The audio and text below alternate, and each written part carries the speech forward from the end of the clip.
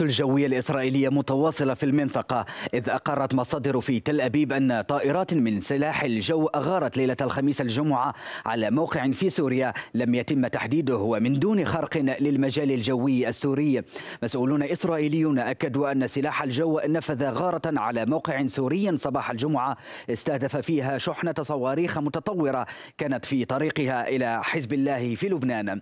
المقاتلات الإسرائيلية اخترقت الأجواء اللبنانية عبر البحر وفق ما ذكره الجيش اللبناني على موقعه الإلكتروني، حيث أشار إلى أن الأجواء اللبنانية اخترقت وشهدت تحليقا مكثفا للمقاتلات الإسرائيلية منذ مساء الخميس وحتى مساء الجمعة.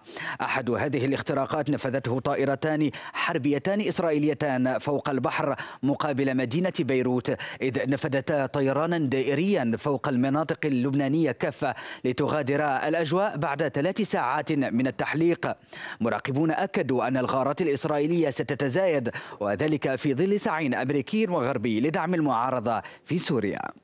من المتوقع أن تشهد الحدود السورية اللبنانية مزيدا من التوتر الشديد، قد يتمثل بشكل إغارات إسرائيلية الأكبر، لأن مثل هذه الإغارات الإسرائيلية الأكبر هي حاجة إسرائيلية وأمريكية في الوقت الحاضر. أما لجهة أمريكا فهي حاجة أمريكية، لأن أمريكا تخشى على المعارضة السورية من الانهيار. على الجانب الإيراني نقلت مصادر أن سلطات الجمهورية الإسلامية اتخذت قرارا سياسيا وعسكريا يقضي بدخول إيران الحرب إلى جانب سوريا في حال اندلاع مواجهة مع إسرائيل.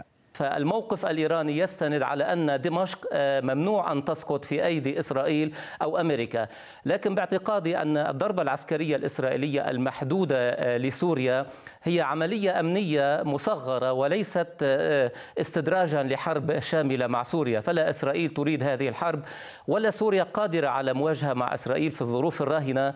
صحيفة هآرتس أوردت أن الغارة لم تستهدف مرافق خاصة بالأسلحة الكيماوية في وقت نقلت فيه عن مصدر مسؤول في وزارة الدفاع الإسرائيلية أن تل أبيب ستفعل كل ما في وسعها لمنع نقل الأسلحة من سوريا إلى مجموعات وصفها المسؤول بالإرهابية.